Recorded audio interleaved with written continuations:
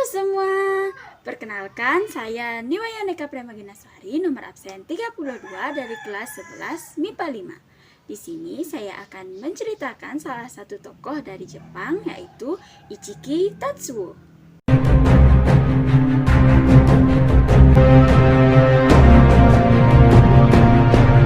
Siapa sih Ichiki Tatsuo? Ichiki Tatsuo adalah seorang jurnalis yang kemudian bergabung dengan Tentara Nasional Indonesia dalam memperjuangkan kemerdekaan Indonesia. Ichiki Tatsuo telah lama tinggal di Indonesia sebelum kependudukan Jepang, sehingga dia paham bahasa dan budaya Indonesia. Ichiki Tatsuo tercatat ikut membantu memperjuangkan kemerdekaan Indonesia. Ichiki Tatsuo telah banyak berjasa menerjemahkan buku dari bahasa Jepang ke bahasa Indonesia, dan begitu pun sebaliknya. Di video kali ini, saya akan menceritakan 3 hal. Yang pertama, biografi Ichiki Tatsuo. Yang kedua, peranan Ichiki Tatsuo dalam kemerdekaan Indonesia. Yang ketiga, alasan mengapa saya memilih Ichiki Tatsuo sebagai tokoh yang saya ceritakan.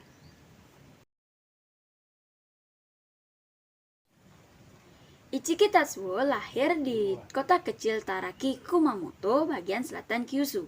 Dia anak ketiga dari 6 bersaudara. Ichiki Tatsuo gugur di Desa Dapit, Malang pada 9 Januari 1949. Ichiki Tatsuo mengalami masa kecil yang suram di saat kedua orang tuanya bercerai dan akhirnya dia ikut ibunya. Masa-masa Ichiki Tatsuo saat tumbuh dewasa bersamaan dengan masa transisi di Jepang, di mana pada saat itu sedang mengalami pergeseran dari zaman Taisho pada tahun 1912 sampai 1926 ke masa Showa dari tahun 1926 sampai 1989. Pada masa transisi tersebut, kebanyakan pemuda Jepang termasuk Ichiki Tatsuo bercita-cita bermimpi untuk mencari kehidupan baru di Amerika Selatan atau Samudra Pasifik bagian selatan, yaitu Asia Tenggara. Beruntung bagi Ichiki, kesempatan itu datang.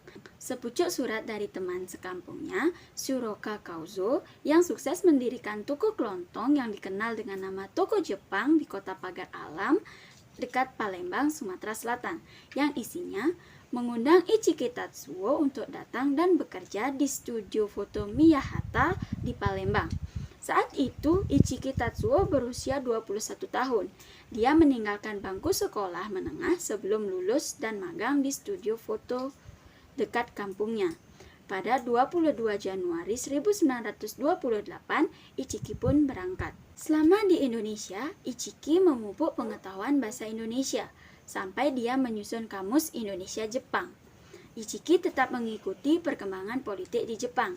Untuk itu, dia sering pergi ke klub Jepang di Bandung. Terkadang dia menerjemahkan artikel bertopik semangat Jepang Bushido, lalu menjual koran-koran lokal.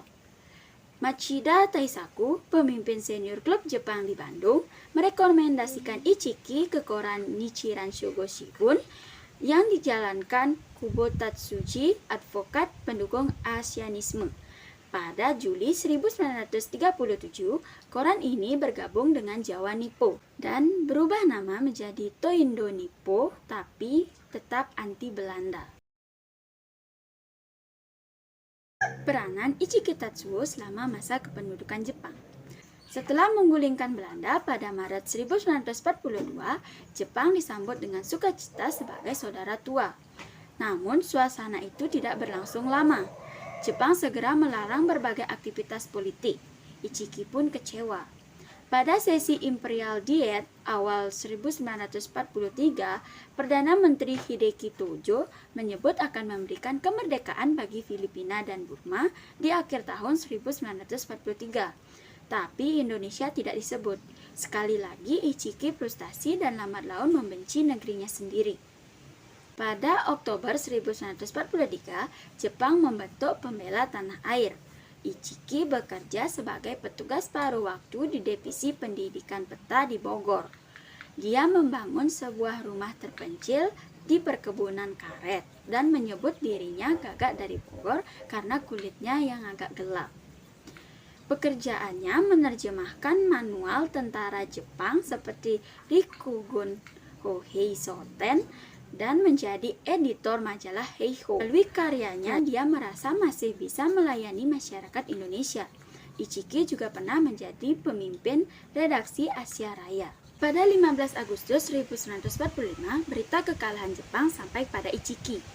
Jepang yang melalui Perdana Menteri Kunaki Kaizo, pengganti Tojo, berjanji akan memberikan kemerdekaan kepada Indonesia di kemudian hari. Namun, pada 7 September 1944, dia mengingkari dan mematuhi perintah sekutu, serta menyatakan tak ada hubungannya lagi dengan masalah kemerdekaan Indonesia. Ichiki merasa Jepang telah mengkhianati Indonesia 2 kali, yaitu pada awal dan akhir pendudukan. Di hari di mana Jepang menyerah, Ichiki menyatakan berpisah dengan Jepang. Dia menentang tentara sekutu dan pendaratan pasukan Belanda, serta bertekad untuk berbagi dengan rakyat Indonesia akan nasib ibu pertiwi barunya, yaitu Republik Indonesia, bukan sebagai seorang tentara Jepang Tatsuo Ichiki, tetapi sebagai pemuda Abdurrahman. Nama Abdurrahman diberikan oleh Haji Agus Salim ketika menjadi penasihat divisi peta, sebagai bentuk penghargaan kepadanya yang memihak Republik. Pada masa Perang Kemerdekaan, Abdurrahman memimpin pasukan gerilya di Semeru, Jawa Timur, yang disegani Belanda. Pasukan yang dibentuk pada tahun 1948 ini merupakan satuan khusus di bawah militer Indonesia yang beranggotakan sekitar 28 orang tentara Jepang yang bersimpati pada perjuangan kemerdekaan Indonesia. Mereka disebut Shahrui Nihonhei atau prajurit yang tinggal di belakang. Abdurrahman berlari melawan arus peluru Belanda untuk mendorong pasukan Indonesia yang mulai ragu agar menyerang. Alhasil, beberapa peluru Belanda menembus dahinya. Ichiki Tatsuo pun gugur di Desa Dapit, Malang pada 9 Januari 1949 akibat tertembak peluru Belanda. Pada Februari 1958, Presiden Soekarno memperingati jasanya dengan memberikan sebuah teks yang disimpan di Biara Buddha Seisoji di Mintoku, Tokyo. Biara tersebut akhirnya menjadi monumen Soekarno atau yang dikenal dengan Soekarno-hi yang bertuliskan, "Kepada saudara Ichiki Tatsuo dan saudara Yoshitsumi Tomigoro, kemerdekaan bukanlah milik bangsa saja, tetapi milik semua manusia." Tokyo, 15 Februari 1958, Soekarno. Alasan mengapa saya mengangkat Ichiki Tatsuo sebagai tokoh yang saya ceritakan, karena menurut saya Ichiki Tatsuo adalah tokoh yang hebat. Saya kagum terhadap perjuangan beliau. Beliau bahkan bisa disebut orang asing, tetapi beliau mau ikut membantu memperjuangkan kemerdekaan Indonesia.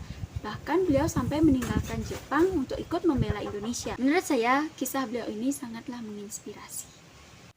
Baiklah, sekian pembahasan saya tentang Ichiki Tatsuo. Apabila ada kesalahan, saya mohon maaf. Sekian dan terima kasih. Dadah.